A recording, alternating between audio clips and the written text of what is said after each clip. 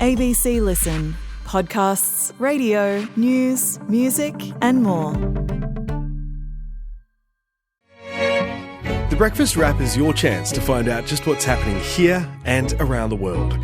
From the ABC's national breakfast radio program, we take the very best interviews with the people that matter. John Howard, welcome back. Former FBI analyst is the Assistant Minister. But enter cop turned chairmaker Glenn Rundle. And all of those guys were from just one show. The Breakfast Wrap, 25 minutes at 11:30 every morning on Radio National, or stream it whenever you like on ABC Listen.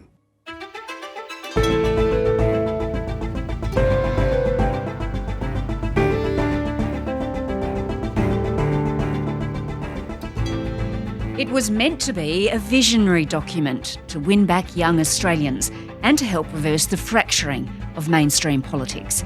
But according to one poll, it's the most unpopular federal budget in more than 30 years.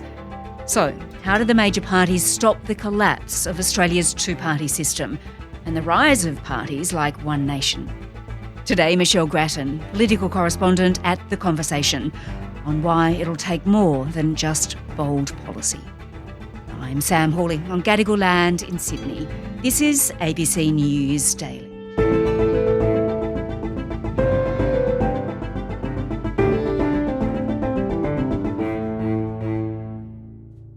Michelle, we're in an era where a lot of people have really had it with the major parties. We've had the rise of the independents, now One Nation is doing pretty well. We saw that in the recent Farrer by-election. You are not going to be the forgotten people anymore. We are proud Australians. We want our country back. There really is a lot of cynicism out there, isn't there?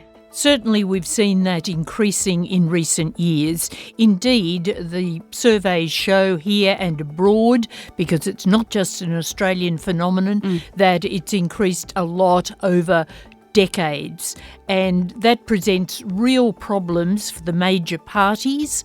I think that people just see them as being disconnected from the ordinary population, being in it for themselves, not responding to their interests, and it seems that the parties just can't combat that feeling, and indeed don't do enough to combat it. But I think this surge of One Nation in the last half a year has been quite remarkable, because they weren't polling all that well at the general election.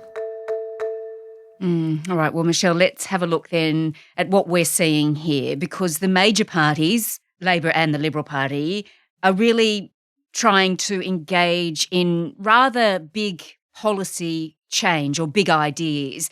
And the thought is that that actually might stop these voters abandoning them. So let's just unpack what they're doing. Now, it's thought the change to negative gearing and capital gains tax in last week's budget, it was aimed at that. It was trying to make sure that unhappy younger voters saw a government doing something to help them. Just tell me what you thought of that move. I think the first thing is to look at the reaction, and the government would be very disappointed that this whole notion of intergenerational equity hasn't translated into support for the budget and the budget's measures.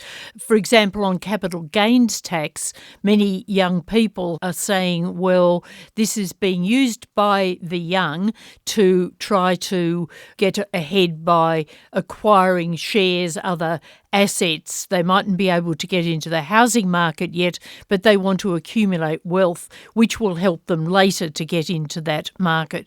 Now, the government says, well, that would only affect a very small proportion. But in this age of social media, even a small proportion can magnify an issue and make it seem larger than it is. On the housing package itself, the actual tax measures really don't necessarily help young people into the market, at least in the shorter term, because they slow the house price rises only a little bit, and the modelling shows that they result in about 30,000 fewer newer homes being built over the shorter term. Okay, so it's changes designed to win over younger voters, but in fact it might not do that at all. And a big problem, of course, is that the Prime Minister and the Treasurer had to break an election promise to deliver this. We can see from polling, post-budget polling,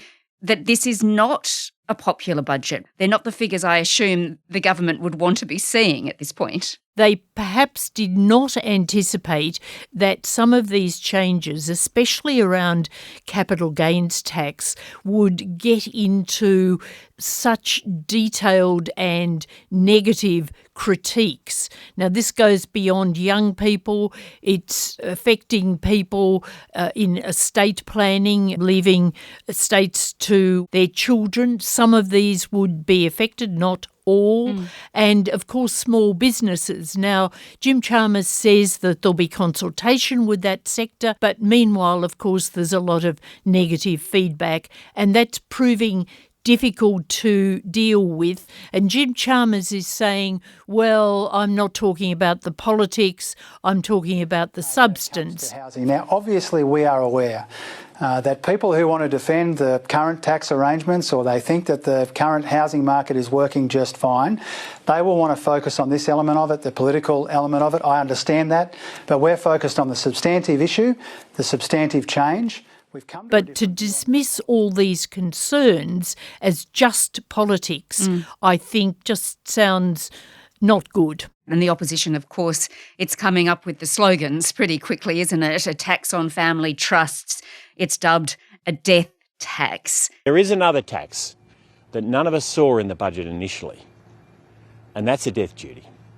And it is very clear now that Labor is going after what are known as discretionary testamentary trusts, but this is a death duty on Australians. Now, breaking promises and these slogans, and as you say, in a era of social media, they're very effective, aren't they? Well, they can be. However, I do think, Sam, we should put a caveat in here because this is the immediate fallout. We're a long way from an election, and what we know of the news cycle is things move on. However, there will be legacy effects of breaking promises, and when some people feel worse off or anticipate feeling worse off, then you do get the negatives remaining.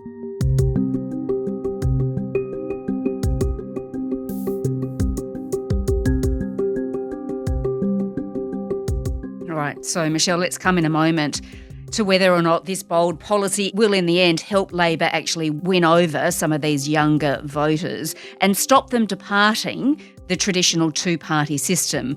But look, on the other side, Angus Taylor, his budget in reply speech was also full of ideas for policy change, wasn't it? And they were bold, weren't they? They certainly were, and risky too. I think they fall into a couple of main changes. One deals with denying permanent residents welfare benefits. this government is funding welfare for non-citizens as soon as they arrive on our soil. Labor puts Australians second, whereas the Coalition will always put Australians first. Now, I think that this is clearly responding to One Nation and Liberal supporters who are going off in that direction, but I do think it's a risky policy because it will alienate many people in particular ethnic communities, Chinese, people of Indian heritage. It's also a policy that is flawed in substance because a lot of permanent residents are people who are here for a very long time and for one reason or another don't become citizens. So there's that policy. A very interesting policy, and I think a policy with many virtues, is to index income tax brackets. Mm-hmm. When your wages rise just to keep up with inflation, you're no better off. But you pay higher taxes as though you are better off. This is bracket creep. Under a coalition government I lead, this will end. Now, people, and especially younger working people get pushed up into higher brackets, and this makes it harder for them to save, and indexation would keep governments honest. In other words, it denies a government this automatic and unseen increase in revenue. So it's not a popular measure usually with governments. But an idea that might be quite popular among voters. Well, it should be popular among voters, but it's not an idea that's probably very easy to sell in a retail sense. It doesn't come across with the sort of zing that announcing a tax cut does. All right. Okay. So, Michelle, both parties, perhaps with an eye on what is going on with the fracturing of politics in the UK and, of course, the rise of One Nation here, they're announcing these big policy changes and ideas. So do you think, though, that this is the way to keep Australians interested in their parties? Do you think particularly younger voters will buy this? Well, certainly we know younger voters are not buying the budget at this instant. I think a useful point to make, Sam, is that what we've seen in Budget Week is both parties are articulating policies that fit their values. Labor's policies rebalance the tax system to tax assets more harshly and to put workers more in the frame for tax breaks. And I think that we will see that happening further in future Labor budgets. On the other hand, we have with the coalition basically an emphasis on smaller government because tax indexation would provide less revenue for a government to operate and overall a tighter corset within which a future coalition government would have to operate. Now, as to your question about whether younger people will buy this, I think that the electorate at the moment is so disillusioned, young, middle-aged, particularly perhaps older voters too, that I don't think you will see this disillusionment with the political system fade away anytime soon. But this reminder that these two major parties are giving voters, a reminder of what they stand for, is that a tactic, do you think, that is necessary? What else could they possibly be doing at this point to stop the fracturing of the political system? I think it is something that is necessary and is desirable so people have a clear idea of the choices available. But I also think that the behaviour of politicians is quite important. Little things. For example, we get all the time these misuses of entitlements, even though they might be formally within the rules.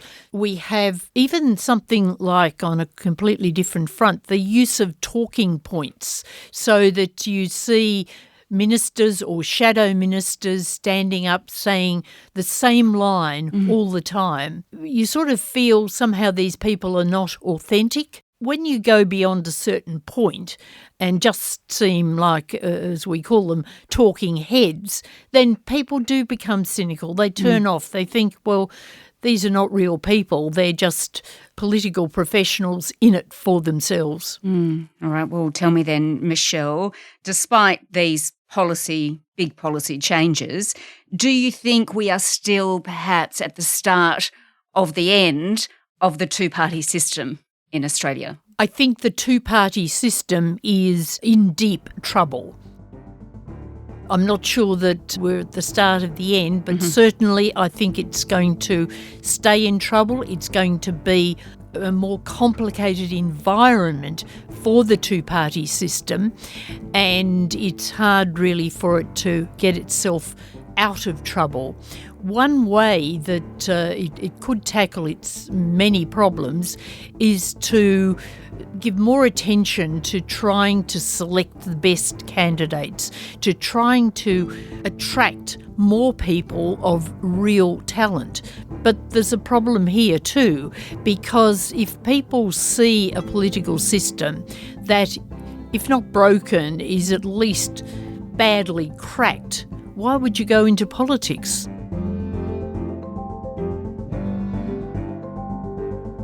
Michelle Grattan is a political correspondent at The Conversation and a professorial fellow at the University of Canberra. This episode was produced by Sydney Peed, audio production by Sam Dunn.